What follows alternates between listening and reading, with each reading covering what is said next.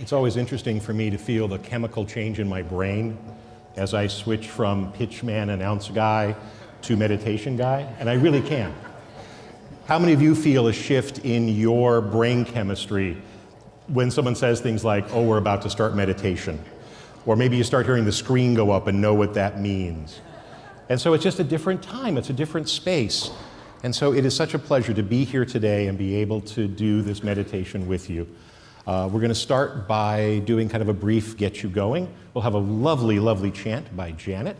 I'll come back and do some guided meditation piece, and then we'll have silence, that beautiful gift of silence with others that is so rare in our daily lives.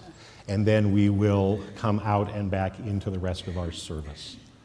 So I invite you now to just go ahead and allow your brains to shift.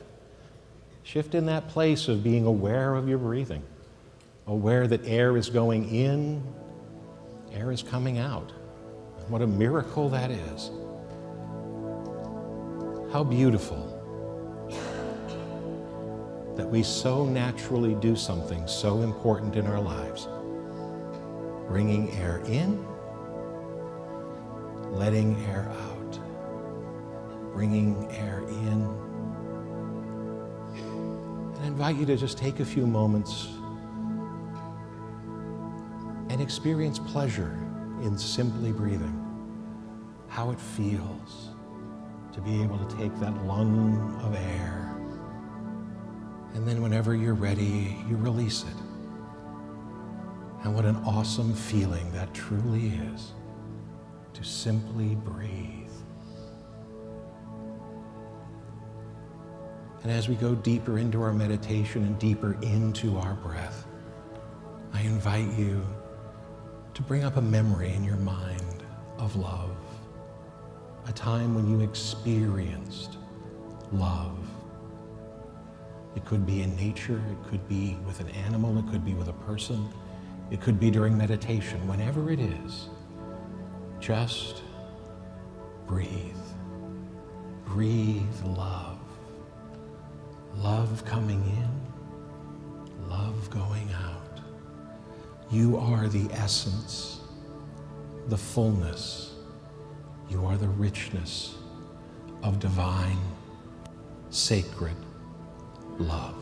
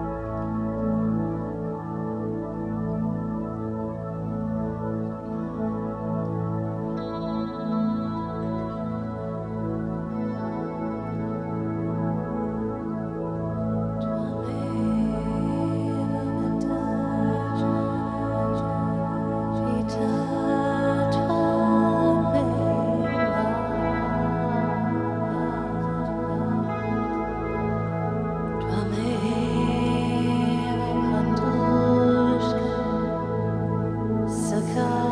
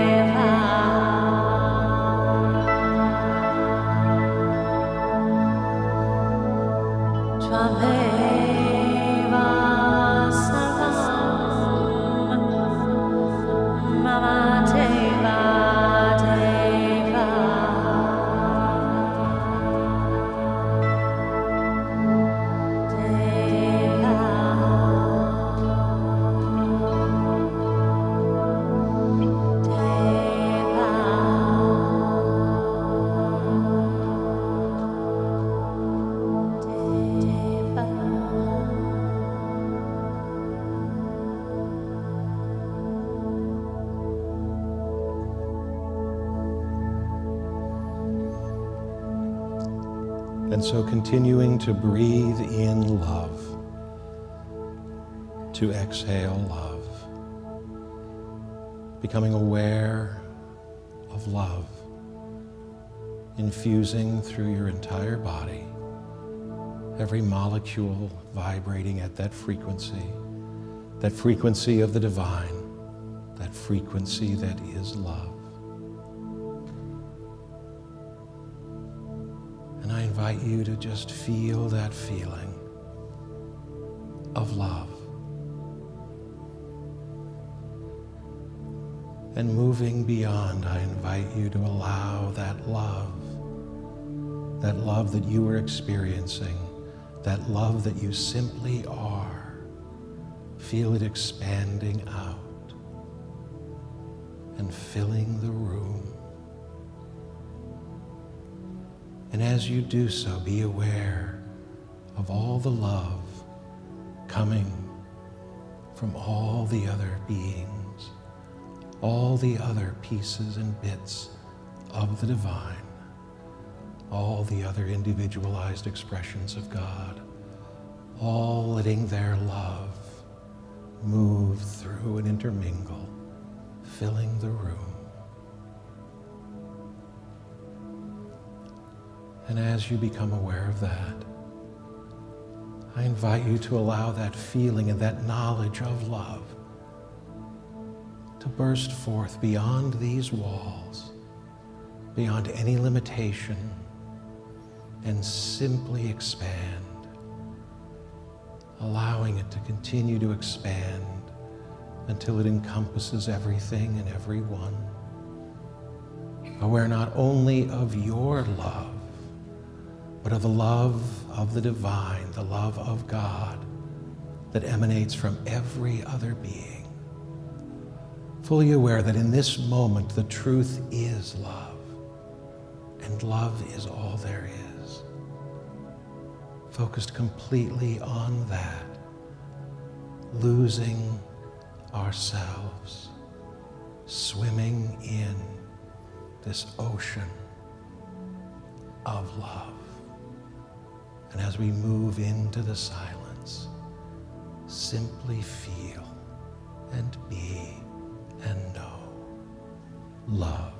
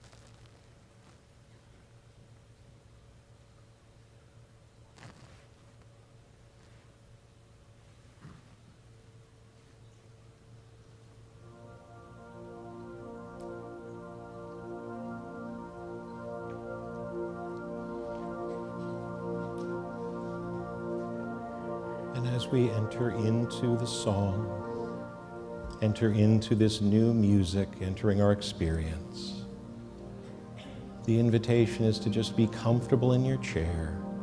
Maybe open your eyes a little bit, relax, stretch, and enjoy the wonderful sounds and words and spirit that we are blessed with this morning.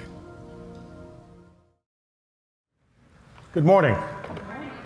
It's always an honor to be able to stand here and speak on a Sunday here at the Unity Center, to be able to speak at the same place where Reverend Wendy speaks, where Professor Peter Boland speaks, where Reverend Kathy speaks, is truly an honor. And today is also very challenging for me. It's very challenging because I had a really great talk written about 3 weeks ago. And then last Sunday happened. And there are places where my talk intersected in ways that were truly, truly sad.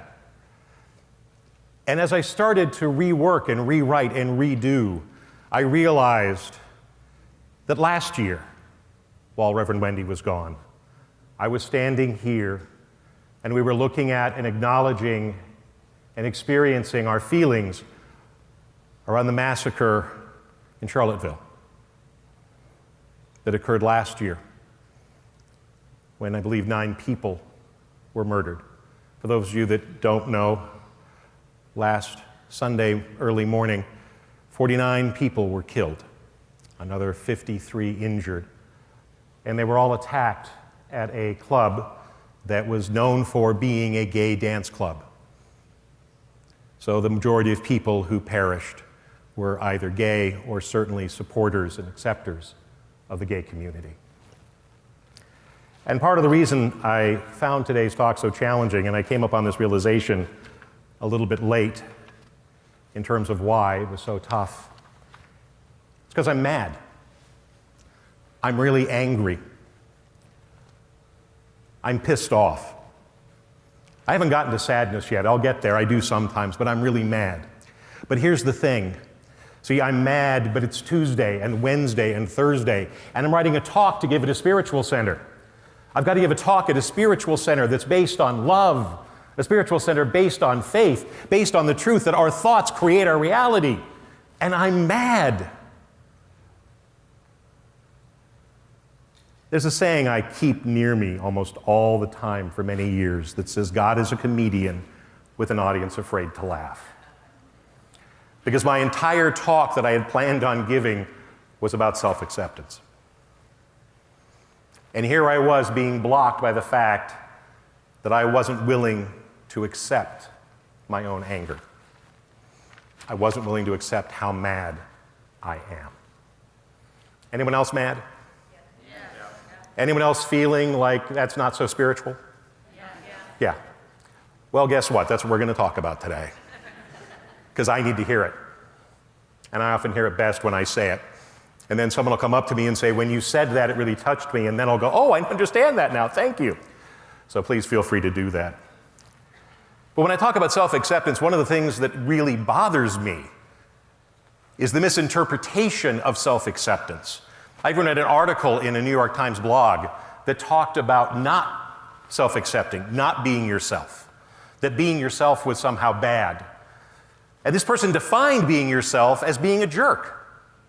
That was his definition. He talked about a reporter who said, as an experiment, I'm going to be myself for 7 days and see what happens. And he started by hitting on his boss. So many people want to equate authenticity and self-acceptance with freedom to assume that the rest of the world is going to accept us. And that's not the case. That's not what it's about. That's why self-acceptance is difficult. Self-acceptance is not about tearing around like a toddler expecting the world to do what we want. Strange that analogy comes to my mind. Self-acceptance is about being able to deal with and acknowledge our own darkness, those parts of ourselves that we want to disavow, those parts of ourselves that we are ashamed to admit even to ourselves. And this is important stuff. Because to be honest, after reading the news this week, I'm pretty sure that's exactly what happened in Florida. Someone couldn't accept who they were. Someone was so angry at not accepting themselves, they had to commit suicide and kill a bunch of people they projected their hatred onto. I'm not saying that we're going to do that, but it shows you the depths and the power of not accepting ourselves and not accepting those parts that we hate. And in this case, it's an easy entry for us to talk about because I think most of us would agree he should have just accepted that about himself, right? What about those parts of us that we're not willing to accept because we, in the exact same way as that young man, refuse to accept? And I want to talk a little bit about self-acceptance versus being hard on ourselves, and that's a really important difference. This is from Bud Harris. There's a difference between being tough on ourselves and being hard on ourselves. Being tough means we are committed, energetic, have high standards and tenacity. Being hard is to be perfectionistic, self-judging, self-punishing, shaming, and unaccepting of who we are. We're very good at being self-critical, resentful, guilty, self-deprecating. Anybody else? Okay, good. Just want to make sure I'm in the right place. But being hard on ourselves is not the same as being tough with ourselves. Part of self-love is learning how to be tough with ourselves, how to take the driver's seat, and how to teach ourselves the truth that we need to know in each and every moment. Does that make sense? And I say that because I really get tired of people thinking self-acceptance is a cop-out. Anybody here ever talked and thought about with their family, and their family someone comes up with, oh, so you guys don't believe in sin, you can just do anything you want to then? You guys don't believe in hell, so you just go ahead and can do anything. Wow, that sounds really cool, wish I could do that. As if the only reason I don't rob banks is because of hell. This is hard work, because self-acceptance does not mean that anyone else is going to accept us. It doesn't mean we have to force other people to accept us. What it means is we have to acknowledge what we want to work on. Because how many of you on some level believe this is true? If you have hidden stuff, it comes out somehow. Anybody? Okay. How many of you still have hidden stuff you don't acknowledge? Okay, we all do. Again, even admitting we have hidden stuff can be challenging, can't it? I mean, some of you have been in metaphysics for 30, 40 years. Your stuff isn't gone yet? Quick, feel some shame, feel some guilt. Isn't that how some of us feel? Some of you are beyond that, I know that. And every time I speak, I think of a couple of you in the crowd, I'm going, wow, they're already there. I hope they don't mind this. But I also want to talk about something else with this, but I want to share a quote on that hopefully you'll remember in terms of being yourself. It's from Joss Whedon, an author, a writer, producer. He does a lot of pop culture stuff. I absolutely love the man, and he's very forward-thinking. And he said, always remember to be yourself unless you suck. Always remember to be yourself unless you're being a jerk. And see, that's the key, isn't it? We need to be us, but when we find ourselves wanting to act in ways and acknowledging, wow, I would like to hit that person in the nose, but I'm not going to. But because I acknowledge it, I'm also not going to be snippy to the person at the counter when I'm paying for something. I'm not going to have to scream and yell at the guy that cut me off because obviously he is horribly evil and wrong and awful. That's not a random example, by the way. Because that's what we do. I found a quote, and this actually was going to be the core of my talk. This is from Carl Jung, actually a lot of the quotes are today. That I feed the beggar, that I forgive an insult, that I love my enemy in the name of God, all are great virtues. What I do unto the least of my brethren, I do unto God. What if I discover that the least amongst them all, the poorest of beggars, the impudent offenders, indeed the devil itself is within me, that I stand in need of my alms of kindness, that I stand in need of my own love. He goes on to give his opinion of what he thinks usually happens, that the whole truth of love is reversed, because when it's involving ourselves, there's no more talk of love and long-suffering. Instead, we say, it's garbage. We condemn and rage against ourselves. We hide those parts of us from the world and from ourselves. We deny ever having met them, this lowly part of ourselves. And had it been God itself who drew near to us in this despicable form within, we should deny it 1,000 times before the cock crows. Does that ring true to anybody? We talk about that a lot, and yet we still have these parts. Self-acceptance is not the easy way out. It's the effort. It's work. It's something that challenges each and every one of us on a daily basis. And I want to talk about something else that goes along with this. And I really ask you to think about this. This is from a man named Averin Altman. It's difficult to cultivate the capacity between the tension of opposite things, rather than collapsing into one of the two poles so that we can reduce that tension. But growth, true growth, is at the middle between two positions, rather than identification with one of the positions. Identification does not really reduce tension. It gives us the presence and the impression of identity, but it's attachment, and it reduces our potential for growth. For true growth comes from critical thinking, cultivation of multiple perspectives, toleration of ambiguity.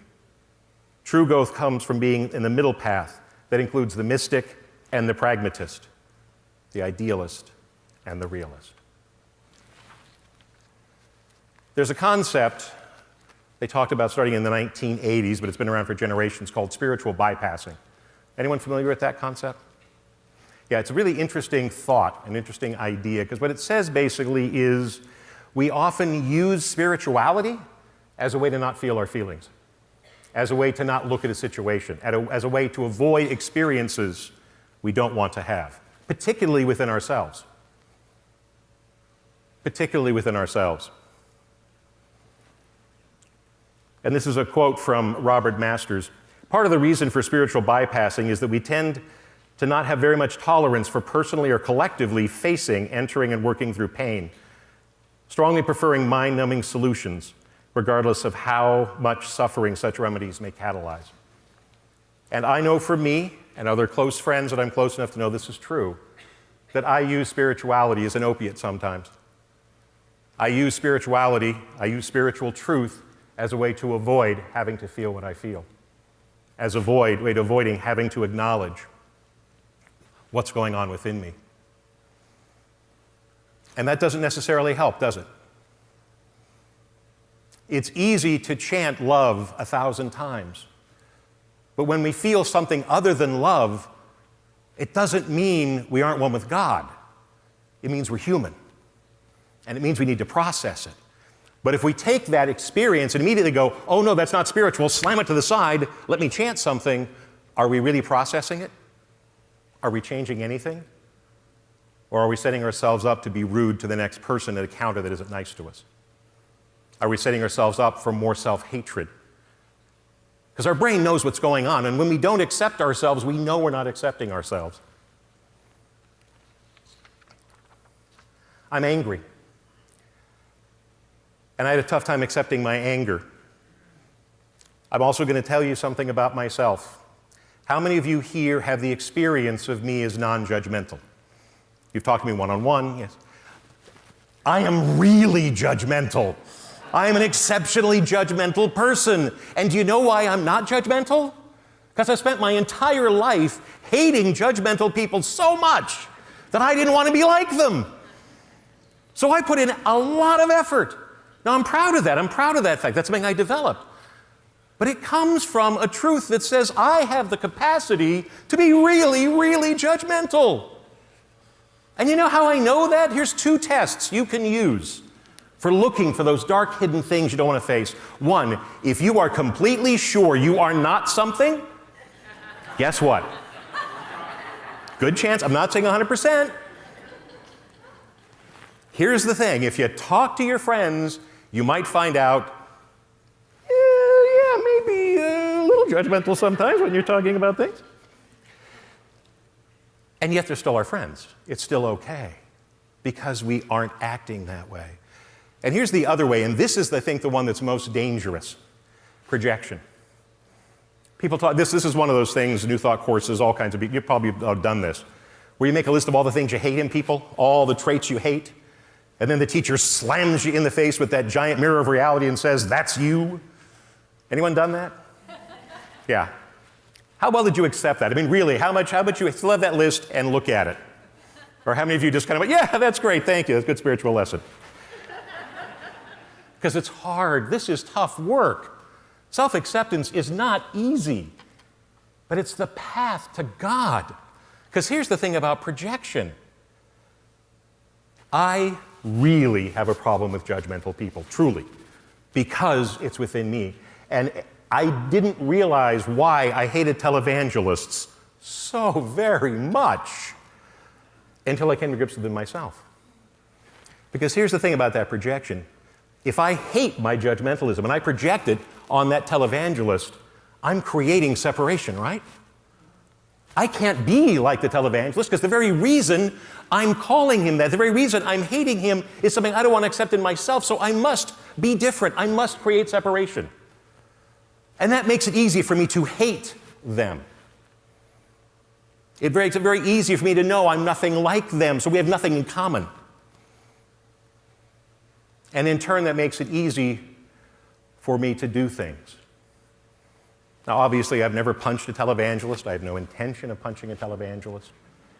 But I have yelled at the TV. I have said things that I would never say to another human being while talking to that TV in anger. Careful how much you laugh, honey. But here's the thing.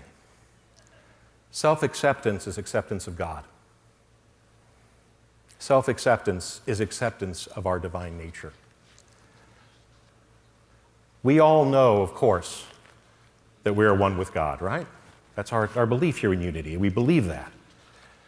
But how many of you really, if you were able to dissect and get in, either kind of think God is all there is and everyone's one with God except most of me or part of me? How many of you really deeply, if you get into the darkest recesses of who you are, your anger, your rages, your jealousies, the things that you call horrible, whatever they are, how many of you are able to really say with full confidence that you know that is God? But it is, right? We're one with God. Unity doesn't teach that we're connected to God like we have a little cord here that goes up and stuff comes back and forth. We are God. Every molecule of our body is the divine moving and living and having its being in us. Now, does that give us permission to say, "Oh, I'm one with God. God wanted me to be this way. I guess I got to be a jerk"? No.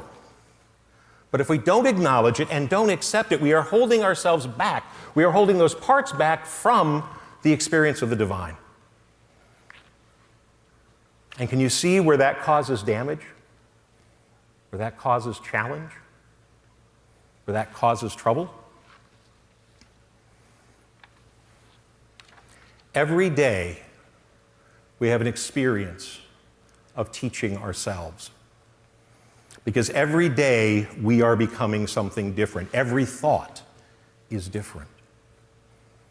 Now we can identify with something, as in that quote. I can identify that I'm angry.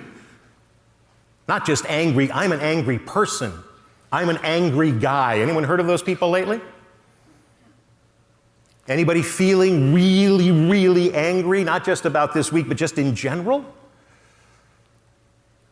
We're seeing more and more folks, including me sometimes, so this is not a them, because again, once I start saying it's them, what does that mean?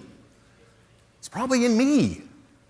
So every time we go to Facebook and we see the anger and become angry, we need to acknowledge our own anger.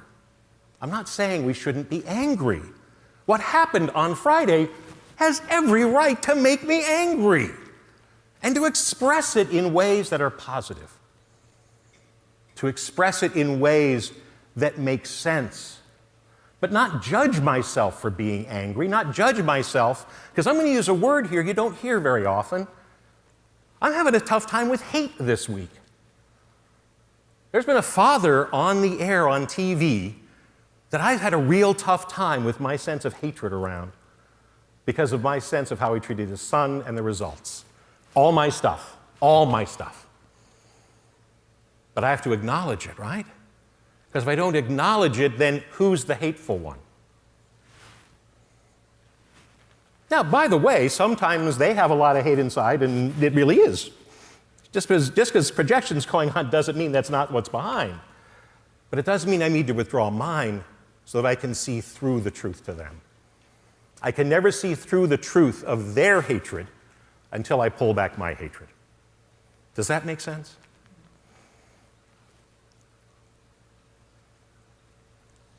We are who we are becoming. In the Bible, in the Jewish scripture, at one time God is basically asked, what are you? Who are you?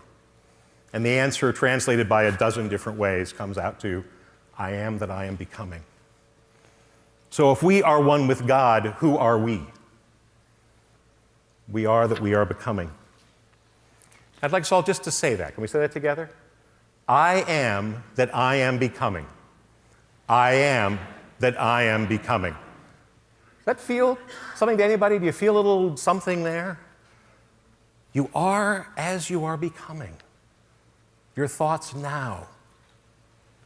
So if you are conscious and acknowledging anger, it doesn't mean you're changing the future into being angry.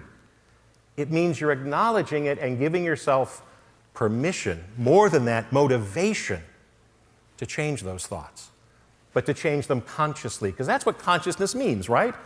We throw that word around, and I think a lot of times it has this kind of wonderfully mystic connotation, higher consciousness, cosmic consciousness, Christ consciousness. All consciousness means is actually being aware of what's going on. Conscious. Wow, I'm really angry. I can hide from it, or I can identify with it, or I can stay in that uncomfortable middle and process through it. Do the work it takes. It's kind of like forgiveness. Self-acceptance and forgiveness are very, very close. Very close. And my favorite definition of forgiveness is letting go of the need to want things to be different. And the same is true with self-acceptance. Letting go of the need for us to be different in the past. It doesn't mean we can't change. It doesn't mean we can't say, I don't like being this angry person. Great. What can we do to change that? What can we do to change the circumstance that made me angry? What can I do to change the internal anger? How can I process it? But if I'm busy denying the anger and making gestures that are so big, my microphone's falling. By the way, that's just been today. Never, ever do a talk on perfection. Ever. Particularly when you're someone that has issues of judgment. Okay, let's get this out of the way right now. I am not wearing the right shoes. All right? I, right before first service, went to put on my good shoes, because these are my shoes for running around, and the shoelaces broke. Both shoelaces broke. God is a comedian, audience afraid to laugh. Now, normally, this wouldn't be a problem, would it? No one would have noticed. Except, what's one of those traits that I carry inside that I have a tough time acknowledging? I'm judgmental. So what do I assume all of you are? Exactly. So you see how this plays out in life? Now, this is a comic example, and it really isn't that big a deal, but I realized it. And just because, by the way, there's no magic. It's not like, oh, I've realized I'm judgmental, and now the magic fairy will come and touch me with the wand, and the judgment will go away. Because that wouldn't really be acceptance, would it? That would be wishing that I was different, rather than working to make sure I behave differently. Do you understand that difference? Does that make sense? Because what I really don't want is someone writing Reverend Wendy and sending an email that says, Phil told us to be angry. Phil told us to hate people. Phil told us he was judgmental. I don't like him anymore. Again, do you hear how it comes out? I am that I am becoming. And what are you becoming? If we don't acknowledge those deep, dark parts of us, then we're not acknowledging the truth. And if we don't acknowledge the truth, can we truly reach our potential? Can we truly touch the fullness and richness and completeness of the divine? I don't think we can. Because if we're saying God is all there is, I'm one with God except for those parts I don't like, then is God everything? I am one with God except for those things, those thoughts, those ideas that aren't godly. Well, that's one of the confusing parts, because it seems to me that we're all divine. And again, I want to repeat, this isn't about saying, okay, then I get to just be angry, or I get to be a jerk, or I get to have prejudice, or whatever it is. But here's the thing, unless you're willing to be aware of your prejudices, unless you're willing to acknowledge that you can be prejudiced, and then actively strive to not let them impact your life, those prejudices are going to come out. They're going to come out in little ways and big ways, and they're going to surprise you. And if there's one thing you don't want to be surprised by in your life, it's your prejudices. So I'd like to ask you, and I'm going to raise my hand now, anybody here have the potential to be prejudiced? Yeah. Isn't that the ugliest word we can almost use in our culture now? Isn't that the thing we're most afraid of? How many of you are terrified of being a prejudiced person? Yeah, to the point where if you are prejudiced, you make sure you don't see or notice it. Because you know who's prejudiced? Insert picture here, whoever came into your mind. I'm not going to say anything. Thus, I didn't even say a word there. Anything you heard, by the way, was purely projection on your part. But I'm serious about this. Until we acknowledge who we are, until we acknowledge, yes, we have the potential for prejudice. And again, the truly funny thing is, I hate prejudice. I truly do. I hate it. So guess what I have to face? I have a potential for prejudice. I'm not happy about that. And it sure doesn't mean that I get to act on it, but it does mean I need to stay aware of it. I need to be compassionate with myself. I need to know that that's just a part of a larger whole and move on. Because just like I am really pretty not judgmental in my life, I am pretty not prejudiced in my life. And then something terrible happens. Then someone does something that I find reprehensible, and guess what I want to do? And if I haven't prepped myself, if I haven't gotten ready for it, if I haven't acknowledged that it's possible that I could do that, I have to project, I have to hold it in but let it leak out in snide comments or wherever it does. You know, there's a saying that's very popular now, and it's the only time we can be truly brave is when we're afraid. Does that make sense for people? And I was thinking, I so wish we had languaging for other things besides bravery like that, because that's what bravery means. But what if we are only truly kind when we are aware of our lack of love? What if we are only truly loving when we're aware of our capacity to hate and don't? What if we are only truly at peace when we acknowledge that, yes, we can be very angry, and we're taking steps not to paper it over, not to ignore it, but to process it?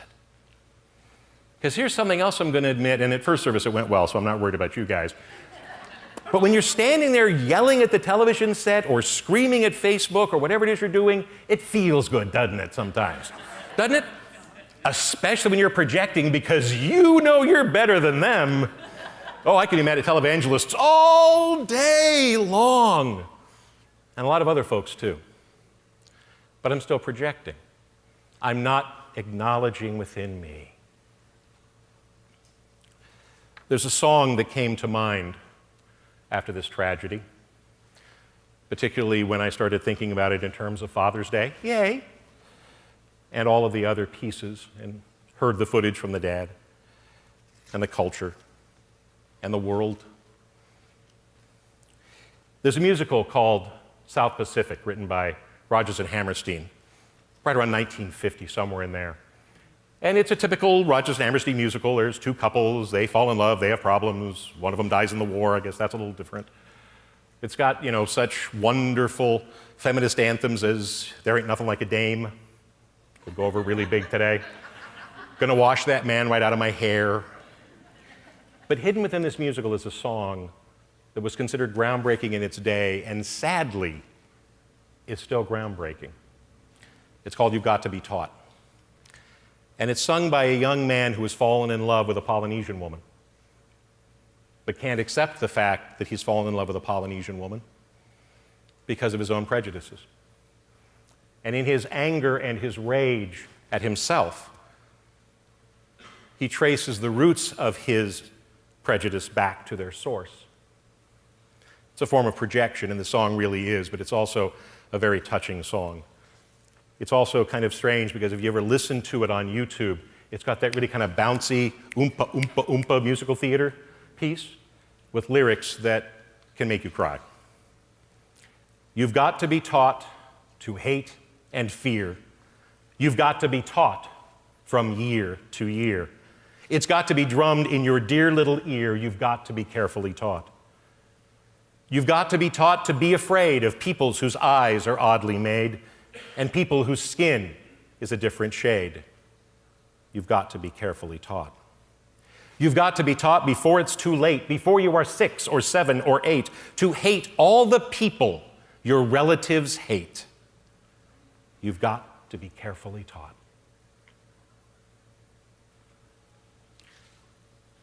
The lesson of that song in 2016 is just as true as it was in the 1950s. And when I originally started writing this talk, I thought, it'll be great. I'll use that as the opening, and we'll talk about kids and And then I realized the truth was, I think everyone here is probably doing a dynamite job of not teaching your kids to be prejudiced, aren't you? And your grandkids, all the kids in Wee Wisdom. I mean, have anyone here seen Wee Wisdom on the day? There are so many different kinds of kids there. But we need to teach ourselves. We need to take responsibility. We need to be our own teacher. Because we have not only been taught to hate all the people our relatives hate, we've been taught to hate all the things our relatives hate.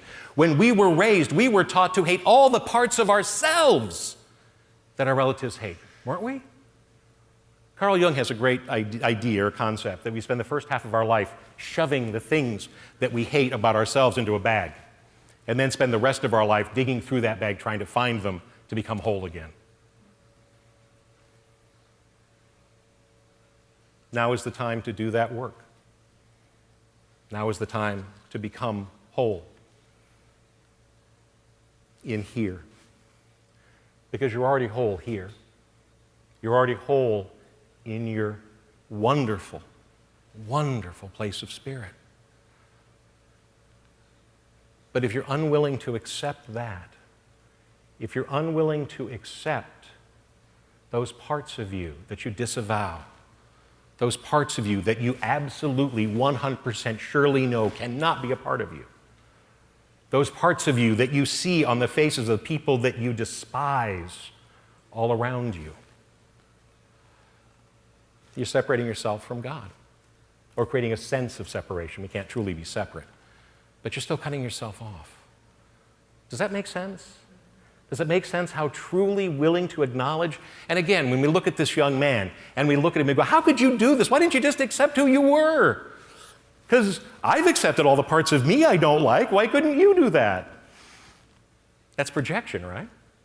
The fact that I blame him for not accepting all the parts of him that he was, because by the way, the big part was part I would say, why don't you just be okay with this and go dance, have a nice time, and get rid of the guns?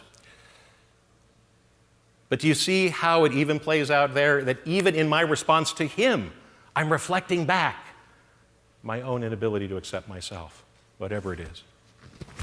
But of course, we all know that what we have inside is uglier than everyone else, right?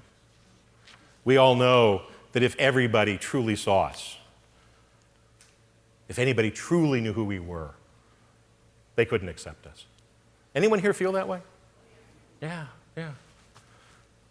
And yet, a minute from now, we're all going to talk about being one with God. So do you see where this work is important? To not let yourself become the angry person, to not let yourself become the denial person, to be a person who says, yes, I get angry, it's okay. I get sad, it's okay. I get jealous, I get enraged, I get angry, I can hate. Anyone here capable of hate? Anyone here capable of going on Facebook? It's probably the same group of people. Anybody miss the days when Facebook was pictures of someone's lunch and a cat?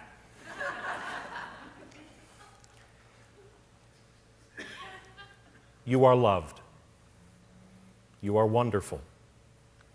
And I'm going to do this again because I want you to look around and realize how not alone you are.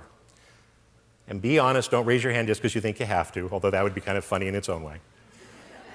How many of you really feel that if we knew who you were, we could not accept you and would either ignore you, shun you, or kick you out?